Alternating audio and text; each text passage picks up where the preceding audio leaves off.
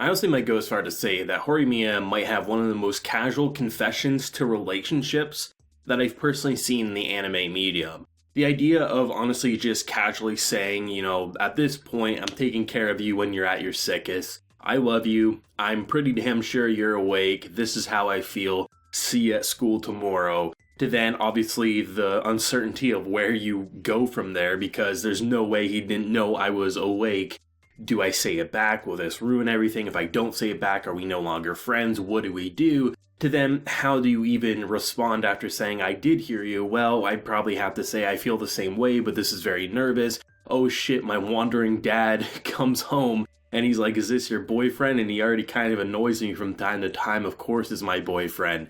That is one of the most natural progressions I've seen, and in 5 episodes, we got to the point that many series don't get to in multiple seasons. This show is exceptionally well done, and introduces, I think, my new favorite character, the Shaggy Dog Dad. I don't know if anyone's ever seen those shaggy dogs where they have the hair covering their eyes. I love those puppies, and immediately when I saw his character design, I was like, that's exactly who he reminds me of. And then just the personality I thought was incredible. I actually want to touch upon him real quick before we jump into all the new progression with the relationship and even some of the side casts, which was really good. I really enjoyed having him just casually come up because I assumed either the dad was dead or the dad left the family, because there's really been no mention of him as far as I can remember, unless I'm glossing over some details. But him just casually coming back, clearly his job takes him elsewhere, because by the looks of it, when the wife kind of dropped the food, I was like, oh, she has some bad blood about this guy. He up and ditched him. But no, she's like, we don't have enough food for you because you didn't tell us you were coming. We don't have enough utensils. So it sounds more like they are a couple, but they have a very interesting relationship where the job probably takes him elsewhere, and he only comes back in weird, sporadic ways. And just the casualness of being like, oh, are you touching my daughter? Are you dating my daughter? Oh yeah, the girls must love you. But then he really just actually likes the guy. At first, I was really unsure of what to feel about this guy and how he felt about not only Hori, but also Miyamura. But it seems to me that if I had to put money on any which way this could go with interactions between the father and this newfound couple, I would say he's probably going to be a troll 40% of the time, where he's going to make jokes and jazz because that's just his persona. But most of the time, that 60% is going to be him probably trying to support the relationship in his own weird and creative ways. And I'm completely for that. But I have to say, introducing Best Dad in episode 5, the same episode we get this amazing confession, what better way to surprise Horimiya fans without much struggle?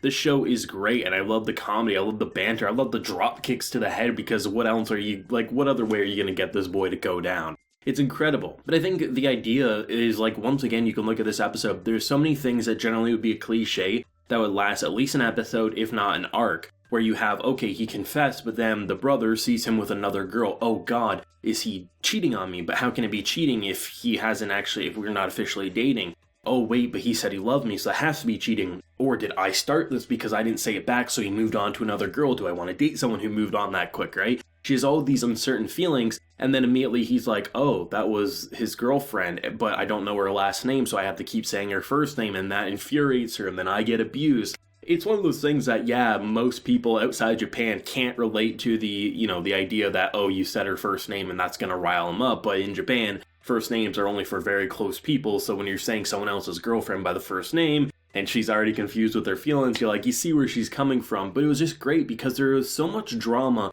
without it feeling like pointless romance drama, where it's like, oh, you're introducing the is he cheating on me plotline because you need 3 episodes worth of content before you get the hand-holding scene. No, you introduce it because a child sees them together being like, I wonder why that's happening. And then when you get the real answer, you're just embarrassed and you're flustered because you're still trying to consider your own feelings. And then when you get the official answer, you're like, okay, I guess I gotta admit my feelings. And then in comes Dad, who just forces it out in the most nonchalant way. This show knows how to progress things without it feeling rushed. You could argue on paper 5 episodes, introducing 2 characters, they're already a couple. That's high school romance, baby. That's honestly high school romance. It happens way quicker than most people realize. I mean, the number of relationships I saw from a distance where I'm like, they never even talked a week ago and now they're already dating, holding the hands and those taboo things.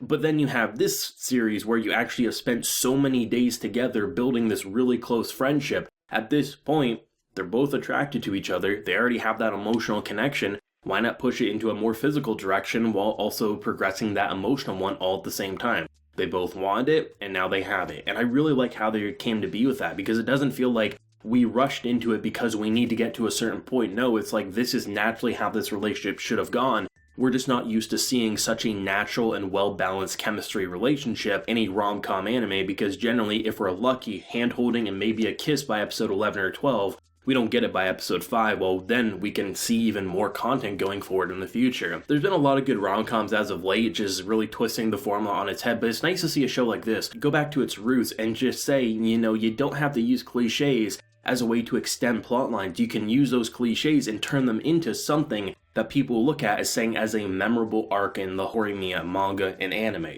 In this case, the idea of is he cheating on me? The whole idea of how do you confess? The idea of introducing the father being like, don't touch my daughter. I really just wanted to say that because I'm a bit of a prankster. I love that about the show. It's funny, it's cute, and it's goddamn wholesome. And you even get content once again with someone like, say, Toru, because naturally he's going to support his bro. This is his friend. At this point, I would probably say he's probably his best friend. Yeah, he's disappointed because, well, even before he knew our boy Miyamura, he had a crush on Hori. But he's not going to try to break them apart. He's going to be crushed in his own time, but he's going to support them publicly as he works to get over his own feelings. He can't brush them aside just because his friend's dating her, but he's not going to try to be a wedge between the two. That's how you write it if they're truly good friends. That's exactly how it should be. Hell, you even get some Remy content and things like that. The idea of this Beauty and the Beast, which is pretty damn toxic, I have to say, but just, you know, someone thinking they're not good enough for their crush, not wanting to talk to your cute best friend because she has everything you don't, but then coming together saying that there's no point in having this drama because we're best friends. They don't drag out drama, and if drama does drag out, it means it has to for a purpose, and it's going to serve something better than just a cheap way to extend a cliffhanger. This show is exceptional, and I already think is one of the best rom-com anime that has ever been made, and we only have 5 episodes of it. That could be premature to some people, but at this point, I don't think it is for myself, because it feels like they could have ended it here, and I still would look at these 5 episodes as being more complete and more fulfilling than most rom-com animes out there.